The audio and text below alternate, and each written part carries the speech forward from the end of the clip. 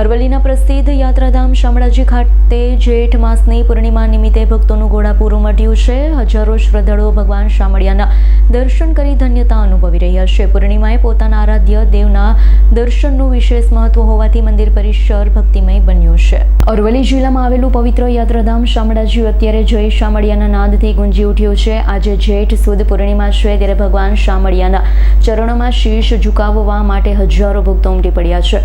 શાસ્ત્રોક્ત માન્યતા મુજબ આખા મહિના દરમિયાન પોતાના આરાધ્યા દેવના દર્શન નહીં જઈ શકતા ભક્તો પૂર્ણિમાના દિવસે અવશ્ય જતા હોય છે, જેના પગલે મંદિર પરિસરમાં વહેલી સવારથી જ ભક્તોની લાંબી કતારો જોવા મળી હતી। આજે પૂર્ણિમાના પાવન અવસરે નિજ મંદિરમાં ભગવાનના ગર્ભગૃહને વિશેષ ફૂલનો શણગાર કરાયો છે, ત્યારે દિવસ દરમિયાન હજારો ભક્તો ભગવાન શામળિયાના દર્શન કરી ધન્યતા અનુભવવાની સાથે પોતાની બાધા આખડી પૂરી કરશે।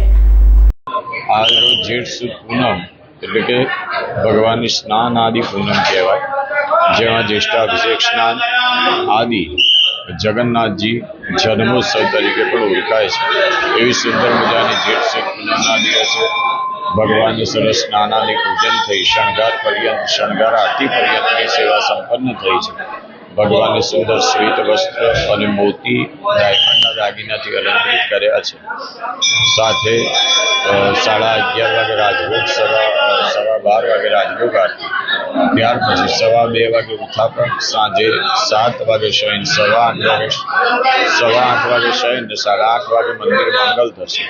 એવો સુંદર મજાનો આજરોજનો કાર્યક્રમ લાખો ભક્તો દર્શન કરી ધન્યતાનો અનુભવ કરી રહ્યા છે। મારું નામ અરવિંદ પટેલ છે અને હું ગાંધીનગરથી આવું છું। હું બિઝનેસ સાથે જોડાયેલો વ્યક્તિ છું, છતાંય હું દર પૂનમે ગાંધીનગરથી શામળિયા આવું છું અને જ્યેષ્ઠી પૂનમનું બહુ મહત્વ હોય છે, તો અહીંયા આજે દર્શન કરી અને બહુ શાંતિ અને લાભ અનુભવાય છે। ધન્યવાદ। મારું નામ ચૌધરી કમલા છે। અમે ગાંધીનગરથી અહીંયા આવીએ છીએ। દર પૂનમે અમારી ફેમિલી સાથે અમે આવતા હોઈએ છીએ। આ જ્યેષ્ઠી પૂર્ણિમાનું બહુ મહત્વ છે, તો બધાને જોડાવવું જોઈએ। અમને બહુ સુખ, શાંતિ અને સમૃદ્ધિ મળે છે। અમારું માન બહુ હળવું રહે છે અહીંયા આવ્યા પછી, તો બધાને આવવું જોઈએ। જયદીપ ભાટિયાનો રિપોર્ટ, S9 ન્યૂઝ, અરવલ્લી। અમારી તમામ માહિતીથી અપડેટ રહેવા માટે જોડાયેલા રહો S9 ન્યૂઝ સાથે।